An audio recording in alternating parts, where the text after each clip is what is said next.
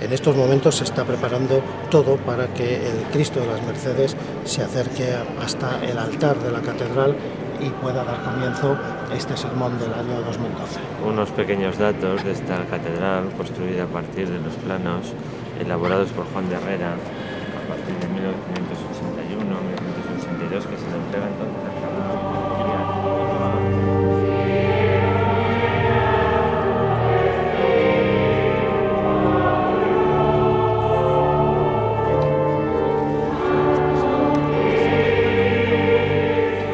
El sermón comienza con una referencia a la Plaza Mayor de Valladolid. Hagámonos la idea de que estamos allí, al cielo abierto de Castilla, ante Cristo que está con nosotros. Hace casi 45 años nací en Valladolid y en mis primeros recuerdos ya está la Plaza Mayor. Desde la misma acera, desde donde tradicionalmente se dice este sermón de las 7 palabras. La plaza sigue siendo la misma y es a la vez diferente. Está en el ayuntamiento y los soportales que en sus más de 4 siglos han contemplado el devenir de la ciudad. Poco más queda de la plaza de mi primera infancia. Hay otras banderas en el bello edificio remozado del consistorio. El edificio del Banco de Santander ha sustituido a los humildes bloques de viviendas y a la angosta calleja de San Francisco. Los duros adoquines y las bocas del aparcamiento a los frondosos árboles que rodeaban la estatua de Pedro Ansúrez. El almagre de las fachadas y la desaparición de los luminosos comerciales y las viejas armerías.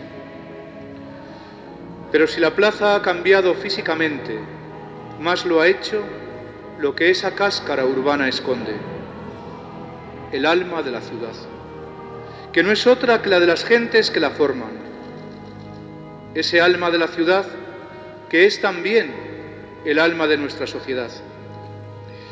Quizá la hemos perdido, o puede que solamente esté dormida.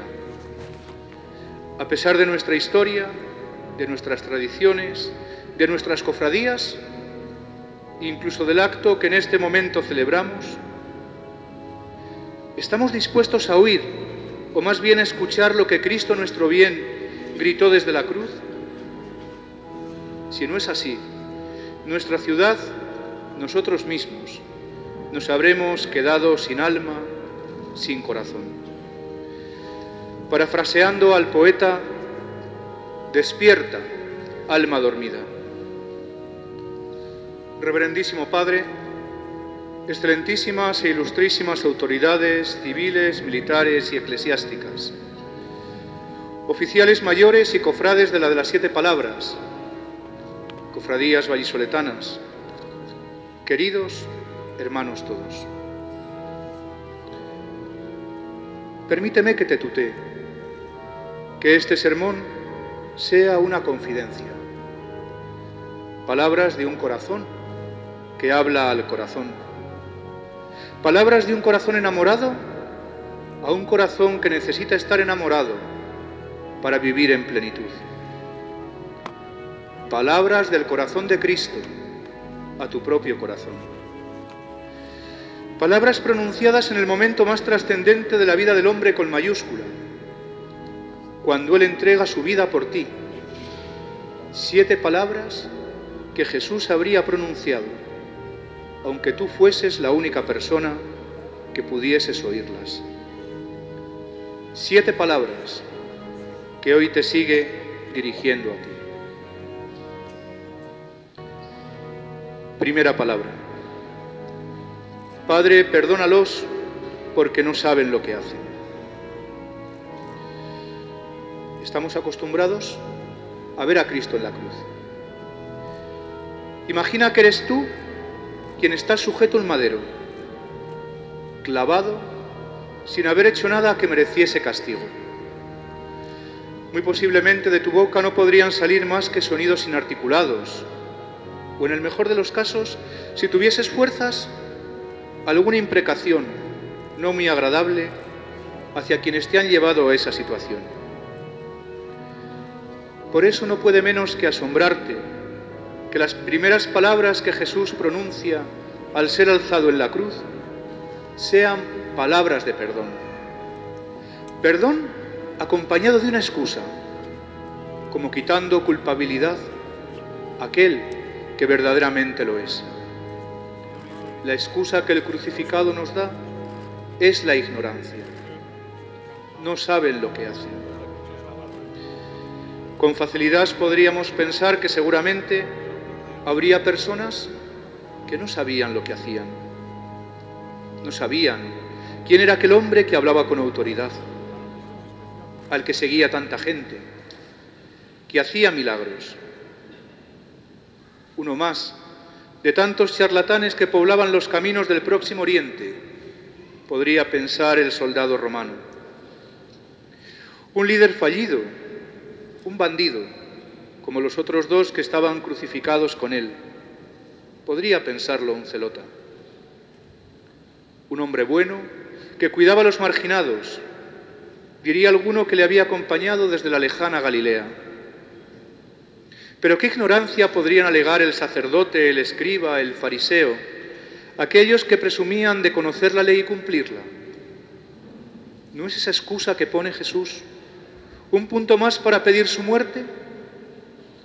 ¿Cómo se atreve a llamar ignorantes a aquellos que conocen la ley y los profetas mejor que nadie?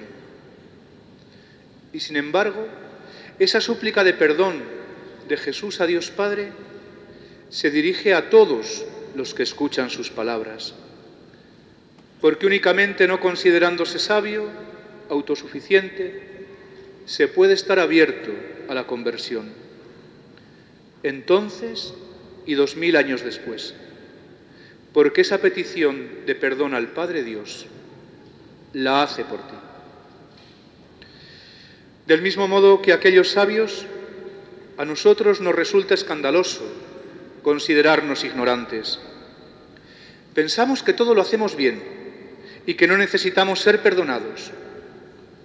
Nos jactamos de que lo que hacemos lo hacemos de buena fe, que todo lo que es producto de nuestra libertad, palabra sagrada, sobre todas para aquel que quiera ser moderno, lo es de nuestra conciencia y por tanto respetable, sin que pueda recriminársenos ni llamársenos la atención.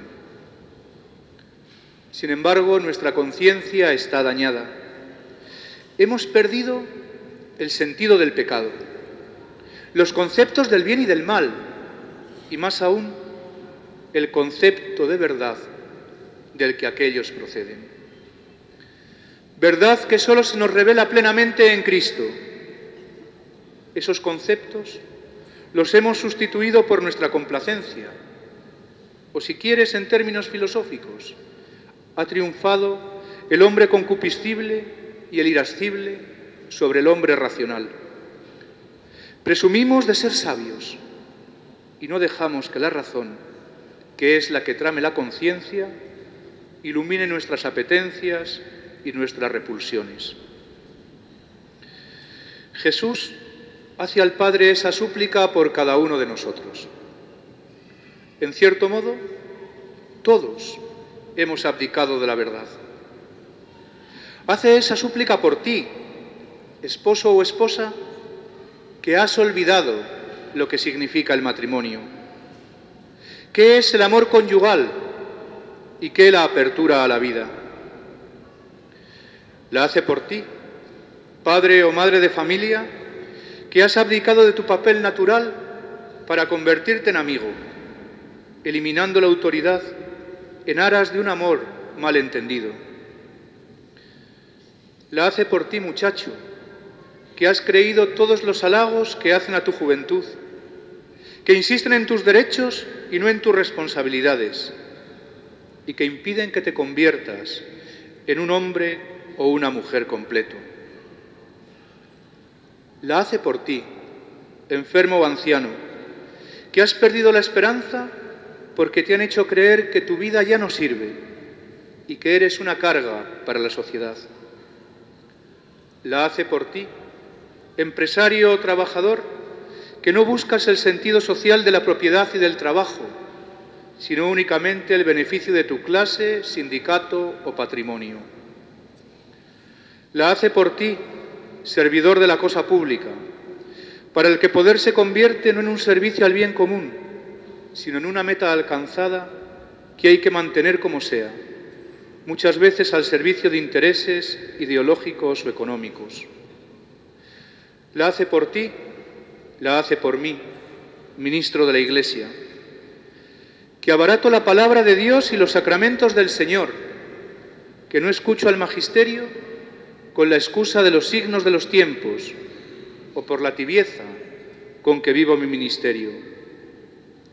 La hace por ti, cristiano que quizá has dejado de serlo y solo guardas de Cristo un ropaje que te pones de vez en cuando, quizá como el hábito que llevas encima. Puede ser que en Semana Santa, pero que te estorba la mayor parte del tiempo. Como ha expresado el Papa Benedicto XVI en una entrevista de su reciente viaje a México, hay en muchos católicos una cierta esquizofrenia entre la moral individual y la moral pública. Padre, perdónalos porque no saben lo que hacen. Padre, perdóname porque me niego a reconocerme pecador, porque me niego a reconocer mi ignorancia y me obceco en una sabiduría que procede de mi propia carne y no de ti.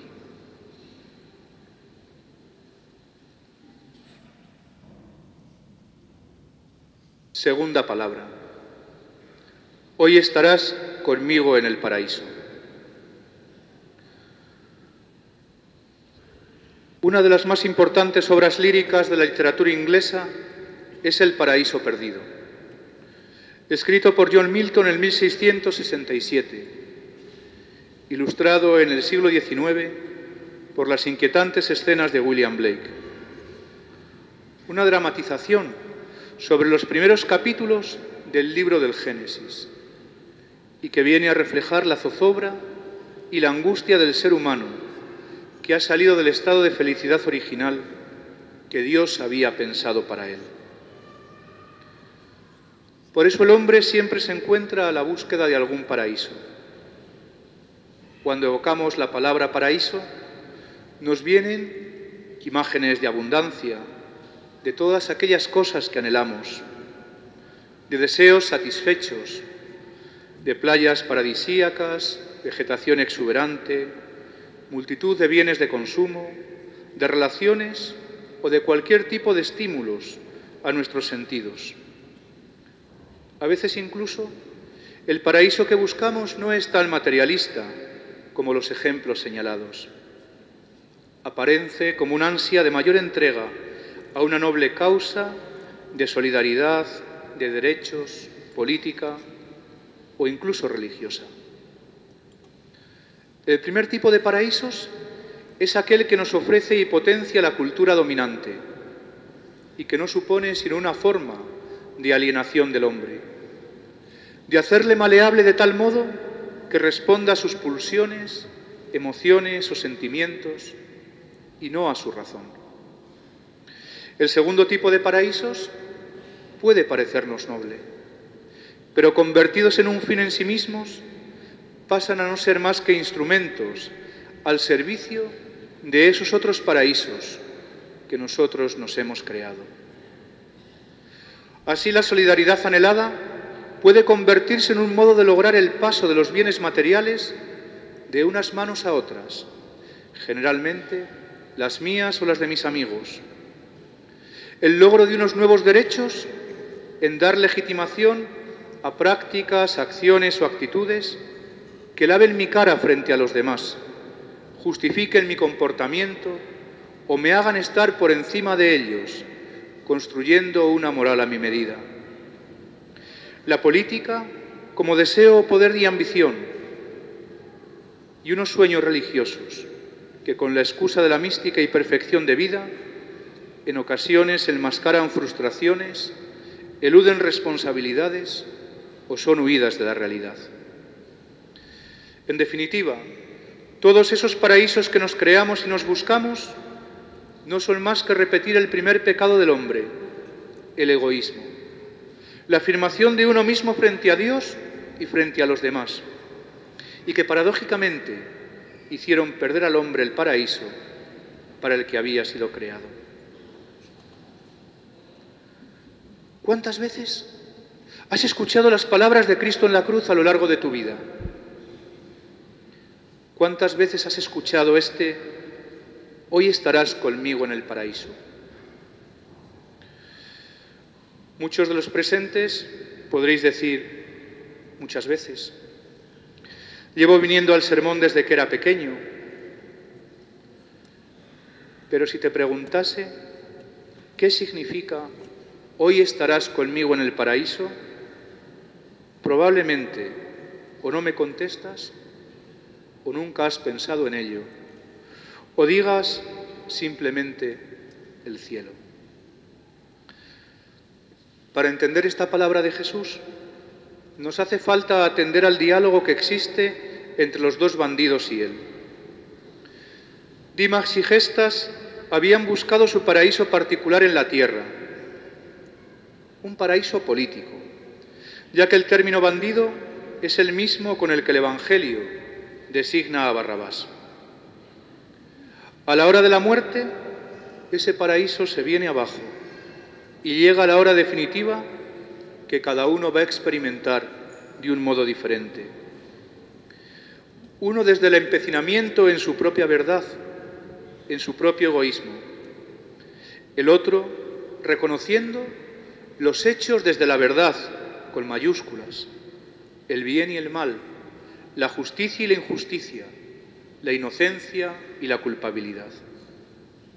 Uno sigue sintiéndose sabio, el otro ha reconocido su ignorancia y su pecado y por ello es capaz de convertirse, de abrirse al misterio de salvación de Dios y por eso se le promete el paraíso. Habían buscado el paraíso, la felicidad en la tierra y no la encontraron.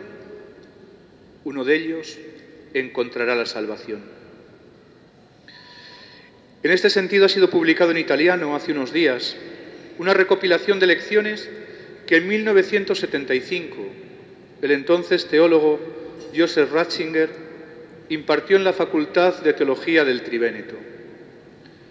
Aparece allí una afirmación que debe hacernos pensar. En 1975. El término felicidad ha sustituido progresivamente en el sentimiento y en el habla común del área teológica al término clásico de salvación. Eso ha implicado la pérdida del fuerte sentido cósmico contenido en el concepto cristiano de salvación. Con el término salvación se aludía a la salvación del mundo, dentro del cual se realiza la salvación personal. En cambio ahora felicidad reduce el contenido de la salvación a una especie de bienestar individual, a una cualidad del vivir del hombre entendido como individuo. En esta perspectiva el mundo ya no se considera por sí mismo y globalmente, sino solo en función individualista. También hoy Jesús te invita a realizar ese proceso que realizó el buen ladrón. ¿Qué paraíso andas buscando? ¿A dónde te lleva esa búsqueda? ¿Te da la felicidad? ¿Reconocer tu miseria, tu pecado, tu impotencia? ¿Arrepentirte? Que es algo muy sano en el confesionario, pero también en la vida pública. Es lo único que te puede hacer decir: acuérdate de mí cuando estés en tu reino, y que Él te responda: te lo aseguro, hoy estarás conmigo en el paraíso.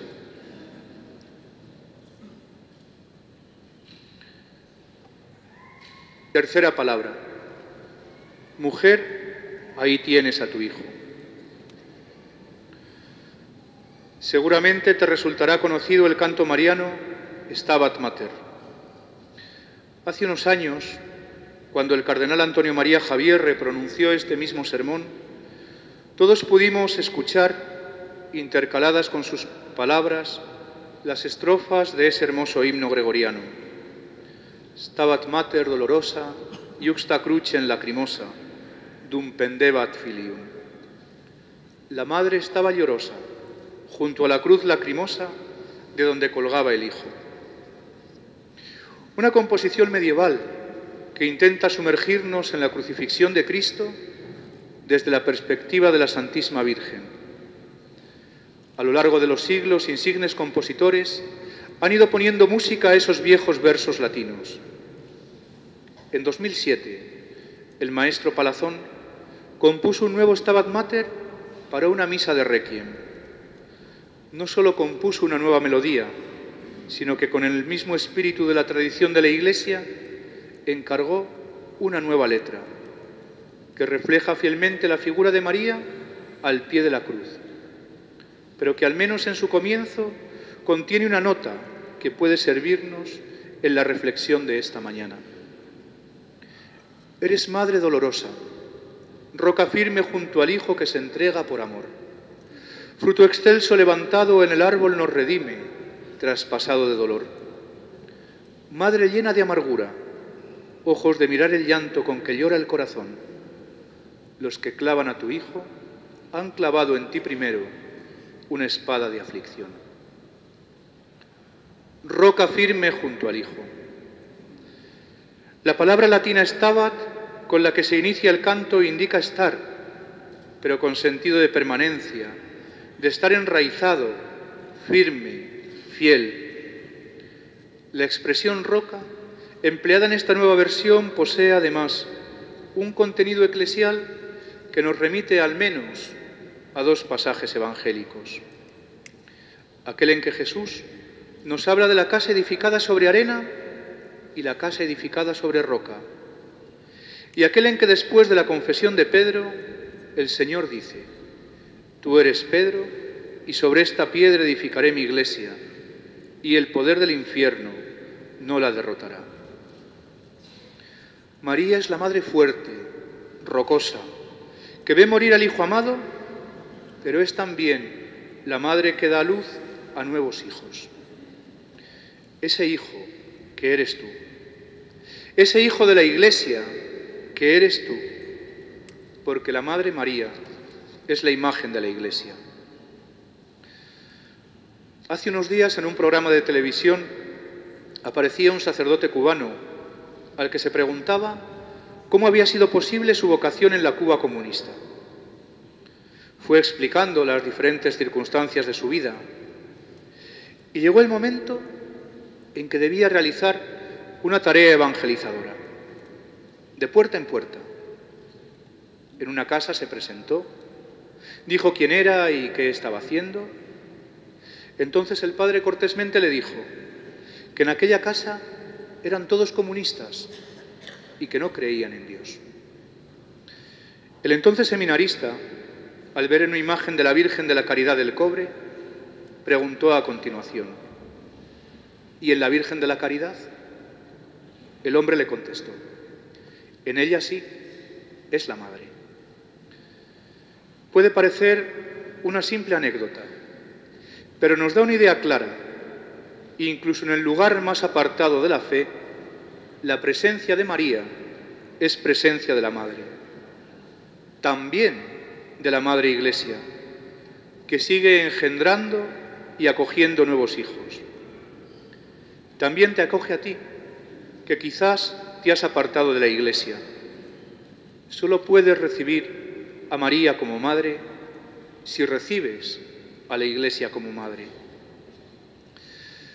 Según el gran teólogo suizo Hans Urs von Balthasar, la Virgen representa el principio de unidad en la Iglesia e inseparable de los otros principios apostólicos. El petrino, que hace referencia a la fe de esta, recogida en el credo y que es la expresión de esa roca que es la fe apostólica. Del principio paulino, que nos habla de la misión, y del principio joánico, que nos muestra la fuerza del Espíritu de Dios. Amar a la Madre que nos da Jesús ha de llevarte a profesar la fe de la Iglesia, de la que ella es el primer testigo. Ha de hacerte corresponsable en su misión, iluminada siempre por el Espíritu de Dios. ¿Qué es profesar la fe de la Iglesia? En primer lugar, creer que Jesús es el Salvador, con mayúscula, el único que salva. Algo que puede parecer una verdad de perogrullo, pero que tantas personas, incluso cristianas, cuestionan hoy en día. En segundo lugar, que creer en Jesús tiene consecuencias para tu vida, te la cambia, le da un sentido nuevo y te lleva a tener un nuevo comportamiento. Si continúas leyendo esta tercera palabra, verás que dice: y el discípulo la recibió en su casa. No la recibió como obligación o por cortesía. El Papa Benedicto XVI, en su libro Jesús de Nazaret, nos dice que la traducción más correcta habría sido que el discípulo la tomó entre sus cosas, la hizo parte de su vida. Jesús, al decirte esta palabra, te está pidiendo que acojas a su madre como tu madre, que acojas a la Iglesia como a tu madre.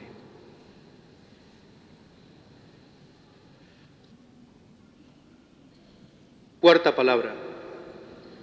Dios mío, ¿por qué me has abandonado? De las 7 palabras de Cristo en la cruz, esta ha sido siempre la que más interrogantes ha presentado a aquellos que se sumergen en el estudio de la Sagrada Escritura, porque tiene que ver con la bondad de Dios, con su omnipotencia, con nuestra libertad. También tiene que ver con lo que se llama la autoconciencia de Jesús, si sabía quién era realmente. A ello se unen las tinieblas de esas 3 últimas horas de Jesús en la cruz y el silencio de aquel que tantas veces se había manifestado, señalándole como hijo. El Papa Benedicto XVI, comentando las últimas palabras del Señor, lo decía así en la audiencia general del pasado 8 de febrero. Las palabras que Jesús dirige al Padre son el inicio del Salmo 22, donde el salmista manifiesta a Dios la tensión entre sentirse dejado solo y la consciencia cierta de la presencia de Dios en medio de su pueblo. El salmista habla de grito para expresar ante Dios, aparentemente ausente, todo el sufrimiento de su oración. El grito en el extremo tormento es al mismo tiempo certeza de la respuesta divina. Certeza de la salvación, no solamente para Jesús mismo, sino para muchos. En esta oración de Jesús se encierran la extrema confianza y el abandono en las manos de Dios. Incluso cuando parece ausente, cuando parece que permanece en silencio, siguiendo un designio que para nosotros es incomprensible. Todos, en algún momento de nuestras vidas, quizá en mucho, experimentamos el sufrimiento. Normalmente no en la forma dramática de una muerte violenta, aunque ahí tenemos a las víctimas y familiares de víctimas del terrorismo, pero sí en muchas circunstancias de la vida. No podemos obviar los terribles efectos que esta larga crisis económica está teniendo en tantos miles de familias españolas. Tampoco el drama de los miles de mujeres que cada año se ven impedidas para ser madres, muchas veces no por su propia voluntad, sino porque su entorno o la sociedad misma cercenan eso que más que un derecho es la dimensión natural de toda mujer. O el drama de tantos matrimonios que se rompen porque es mucho más sencillo dejar los problemas de lado que enfrentarlos. O la necesidad de tener que abandonar el propio país para conseguir un modo de vida digno. Ni la impotencia que sentimos ante una enfermedad que en muchas ocasiones reduce la capacidad de las personas. Seguramente tú te has encontrado o te encuentras en esas situaciones, o conoces a alguien que se encuentra en ellas. Yo todos los días conozco de esos casos, porque el confesionario se convierte muchas veces en un calvario donde las personas elevan esa oración hecha a grito al Padre Dios. Puede ser que tú seas una de esas personas que me han dicho: tengo dudas de fe porque todo me sale mal. No entiendo por qué a mi nieto de 6 años de repente le ha dejado de funcionar un riñón. Llevo 4 años en el paro y me ronda la idea del suicidio para que mi familia cobre el seguro de vida o mis hijos tengan una pensión. Tengo un marido enfermo crónico que me hace la vida imposible. ¿Por qué no me lleva a Dios ahora que ya no valgo para nada? Pero en medio de la amargura y el dolor, en ese grito desgarrado, también está la esperanza de que Dios puede ayudarnos. Dios nunca te abandona. Eres tú el que frecuentemente le dejas solo, como lo hizo tantas veces el pueblo de Israel. ¿Qué es lo que te hace falta? La fe de Jesús. Recuerda que Él dijo que si tuvierais fe como un granito de mostaza, le diríais a esa montaña que se hundiese en el mar y lo haría. La fe es un don de Dios que constantemente hemos de pedir. Pero la fe no es un sentimiento o un estar a gusto. Que desde el Señor veas el sufrimiento no como una prueba, sino como una oportunidad que Él te da.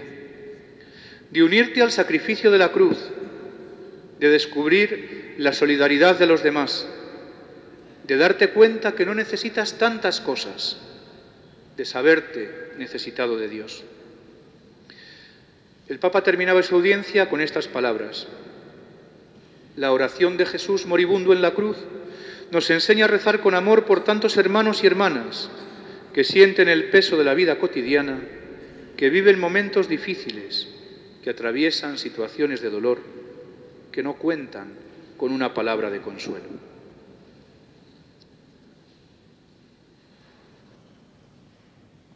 Quinta palabra: tengo sed. Los estudiosos de la Biblia consideran esta quinta palabra como cumplimiento de lo recogido en el Salmo 69. Para mi sed me dieron vinagre. También encuentran en ella un reflejo del cántico de la viña del profeta Isaías. Esperaba que diera uvas, pero produjo agraces. Sin embargo, en mi imaginario personal hay 2 datos que me remiten a la sed del Señor. La primera es una escena doble de la película Ben-Hur. Un Jesús al que no se le ve la cara da agua a aquel hombre condenado a galeras. En la cruz es ese mismo hombre el que devuelve el favor al Nazareno, acercando a los labios de Cristo la caña empapada de vinagre y agua.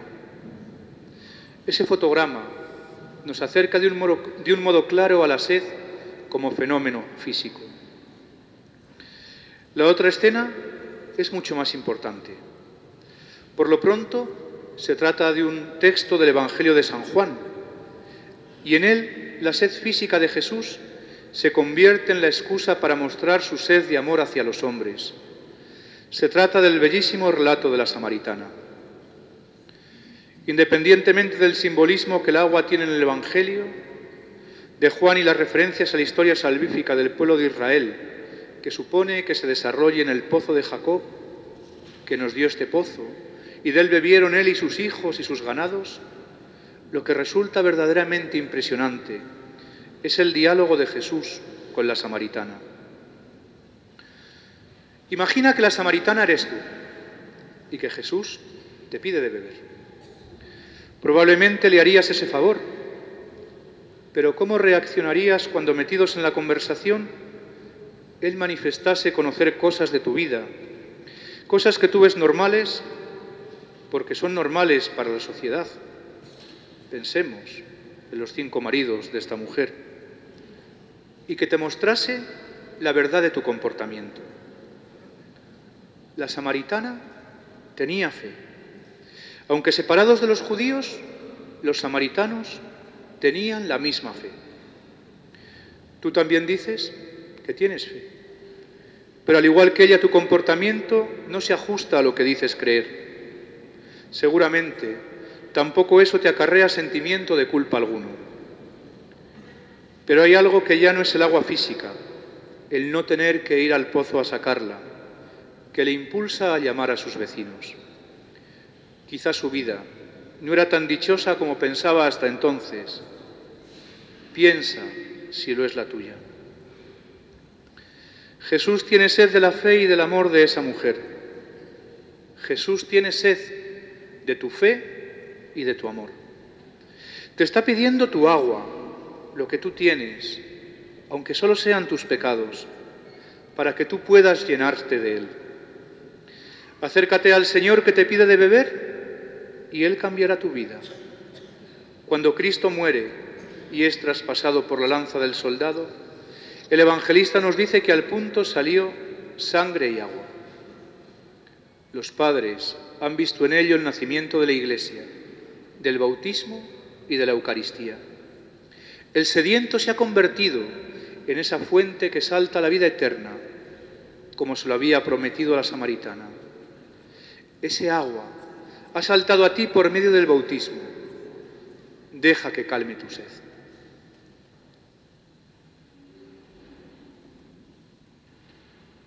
Sexta palabra.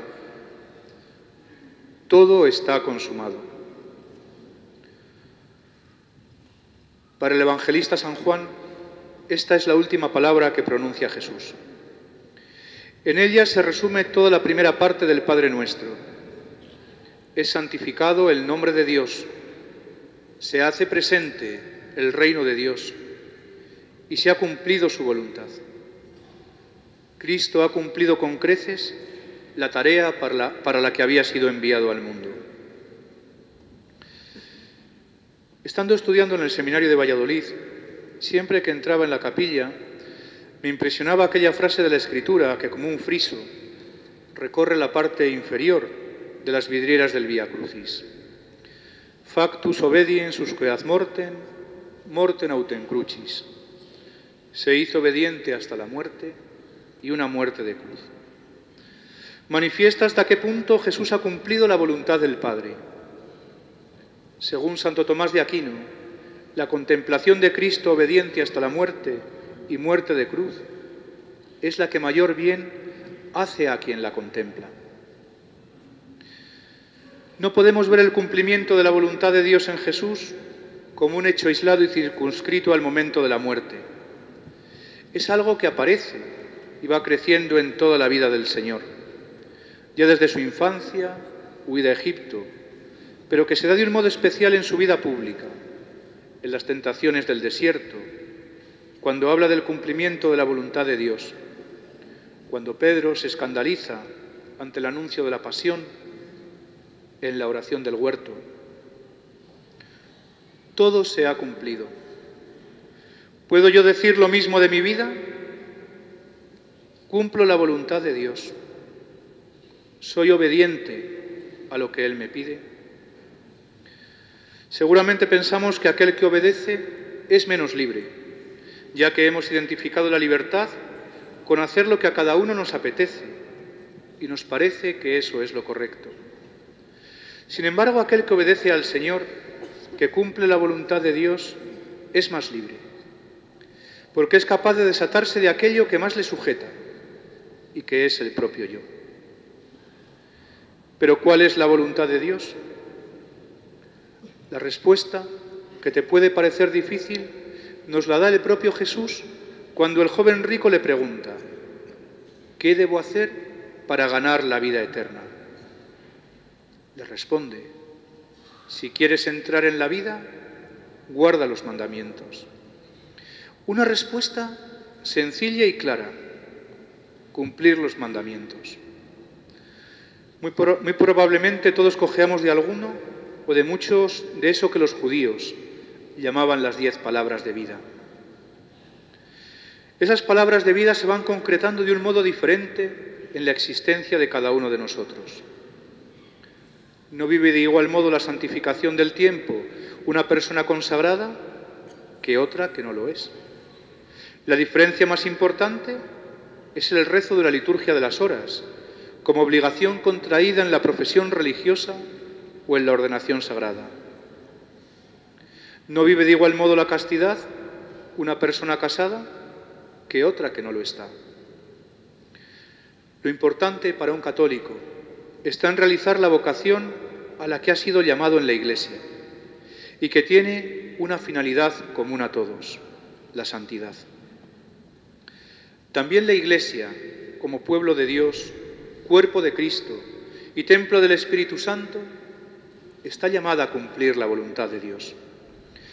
Para eso el Señor le ha dotado de unos medios, podríamos decir constitucionales, para llevar a cabo su tarea en el mundo: el aspecto jerárquico y el aspecto carismático, supeditado a aquel. Por eso es importante la unidad en torno al ministerio apostólico. Realizar la voluntad de Dios en nuestra vida supone realizar la voluntad de Dios como Iglesia. En la sociedad norteamericana se está produciendo un gran debate por la imposición a todas las empresas, también a las empresas y entidades católicas, en los seguros médicos a sus trabajadores, de unas medidas sobre salud que quiere imponer la administración Obama. Esas medidas chocan frontalmente con la doctrina de la Iglesia en materia de anticoncepción y aborto. Esa imposición no solo tiene un aspecto confesional. Muchas veces se nos intenta hacer entender que esto es una cosa de los cristianos. Tantas veces intentan vender esas cosas, sino que tiene que ver con algo más profundo, que es la libertad de conciencia de cada individuo. Para la Iglesia en los Estados Unidos, el cumplimiento de la voluntad de Dios está en denunciar y oponerse a esa legislación y mover las conciencias, que tiene una clara relevancia en este año electoral. Desde una perspectiva meramente humana, puede parecernos que lo sensato es contemporizar. Podemos pensar que se pueden perder cosas, posibilidades de actuación. Pero no hay luz sin cruz. En muchas ocasiones, la Iglesia ha preferido perder los medios materiales con los que realiza su misión a renunciar a realizar esa misión. Esto tiene que ver con aquellas palabras de Cristo: dad al César lo que es del César y a Dios lo que es de Dios. La Iglesia no es de ningún César, ni antiguo ni moderno. La Iglesia es de Cristo y Cristo de Dios. El vídeo que la Conferencia Episcopal Española lanzó con motivo de la campaña del seminario en este año 2012 terminaba mostrando cómo los sacerdotes realizan su servicio en la Iglesia. Alimentarás a los hombres, unirás corazones, consolarás a los que sufren, confirmarás a los que quieren ser fuertes, experimentarás con ellos la verdadera alegría, los sumergirás en la verdad. Y serás sacerdote, testigo de Jesucristo. Puede parecerte que eso a ti te afecta poco, aunque a ti, muchacho, pueda haberte tocado el corazón. Pero lo que todos estamos llamados es a ser testigos de Jesucristo. Un día entregarás tu vida a Dios. ¿Podrás decir como Cristo: todo está cumplido? Examina tu vida, si en ella has sido obediente a lo que el Señor te ha pedido, si has aceptado esas cruces, que no hay que buscarlas, siempre llegan, si has sido testigo del Señor. Séptima palabra. A tus manos, Señor, encomiendo tu espíritu. El paso titular de esta cofradía de las 7 palabras, en cuyo centro está el Santísimo Cristo de las Mercedes, que hoy nos preside, lleva el título de esta palabra: las profecías se han cumplido. El inocente ha muerto por los culpables. Las últimas 3 horas de Jesús han sido de silencio y tinieblas. Solo esas últimas palabras de abandono de los hombres y de abandono y confianza de Cristo en el Padre. Parece que todo se ha acabado y, sin embargo, hay una gran revolución cósmica. Un terremoto, la tierra se abre, los muertos salen de sus sepulcros, el velo del templo se rasga y al centurión pagano se le abren los ojos de la fe. Verdaderamente este era justo, o verdaderamente este hombre era hijo de Dios. Quedan 3 días, 40 horas para la resurrección y el mundo ya ha cambiado, porque Cristo reconciliado con el Padre ha salvado aquello que el hombre había perdido por el pecado.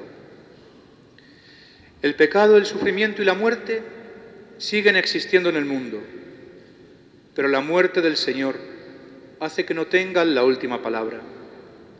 La última palabra que Dios nos da es de vida. Vida terrena que nos lanza a ser defensores de la creación que Él nos ha dado, dominando la tierra y haciéndola producir, y que no podemos entender solo ni fundamentalmente en términos económicos. Es el hogar de los hombres y en el que hay sitio para todos. Del valor y dignidad de toda vida humana, puesta por Dios como cima de esa creación y sagrada en cuanto imagen y semejanza suya, desde el momento de la concepción al de la muerte natural. También de la vida eterna, horizonte y meta de nuestro paso por este mundo y que nos llama a vivir solo de Dios. Todo esto solo podemos realizarlo desde la fe, a la que el Papa Benedicto XVI nos convoca en este año 2012, a partir del 11 de noviembre, por medio de la Carta Apostólica Porta Fidei, que en su número 4 hace referencia a la Asamblea General del Sínodo de los Obispos, con el tema «La nueva evangelización para la transmisión de la fe cristiana». Y en su número 7 aparece como una auténtica y renovada conversión al Señor, único Salvador del mundo. Dios, en el misterio de su muerte y resurrección, ha revelado en plenitud el amor que salva y llama a los hombres a la conversión de vida mediante la remisión de los pecados. Recibir o no el don de la fe que Dios nos da es tarea nuestra. En palabras de San Agustín, el médico, en lo que depende de él, viene a curar al enfermo. Si uno no sigue las prescripciones del médico, se perjudica a sí mismo. El Salvador vino al mundo. Si tú no quieres que te salve, te juzgará a ti mismo. Debemos querer aceptar el perdón que Jesús ya nos ha dado desde la cruz. Cristo ha muerto y con su muerte nos ha dado la vida. Nos ha llamado de las sombras e imágenes en las que vivimos a vivir en la luz de la verdad.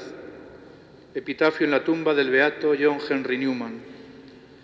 Pongamos esta oración y nuestras vidas en las manos de María, Madre de Dios y Madre nuestra. Con unos versos que se refieren al misterio del pesebre, pero que nos hablan también de la cruz. Una nana de armiño para tu sueño, aromada de trinos, brisas y besos. Lucero mío, duérmete en mis regazos si tienes frío. Una cruz en las sombras perfila el viento. No despiertes, mi niño, sigue durmiendo.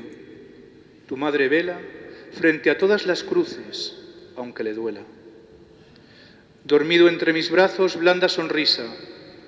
En sus labios abiertos, bebe la brisa.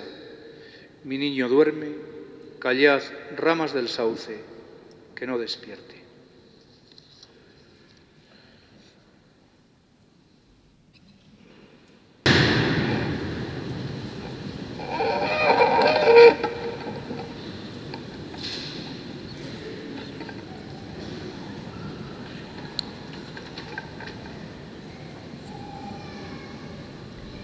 Estoy seguro de interpretar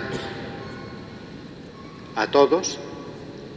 Si agradezco al muy ilustre señor, don José Andrés, canónigo de nuestra catedral, por la predicación que terminamos de escuchar de sus labios pasada por el corazón. Estas 7 palabras pronunciadas por nuestro Señor desde la cruz, unas dirigidas directamente al Padre: Padre, en tus manos pongo mi espíritu, y otras dirigidas a nosotros: Hijo, ahí tienes a tu madre. Nos preside esta imagen impresionante que conocemos como el Cristo de las Mercedes. Y las Mercedes significa regalos. Desde la cruz nos ha regalado el Señor 7 palabras, son dones preciosos. Esta mañana los hemos podido recibir de nuevo. Que estos dones del Señor fructifiquen en nosotros y conviertan nuestra vida en un reflejo de lo que significa ser discípulos del crucificado. Agradezco a todos vuestra presencia y en nombre del Señor os doy ahora la bendición. El Señor esté con vosotros. Bendito sea el nombre del Señor. Nuestro auxilio es el nombre del Señor. La bendición de Dios Todopoderoso, Padre, Hijo y Espíritu Santo, descienda sobre vosotros. Podéis ir en paz.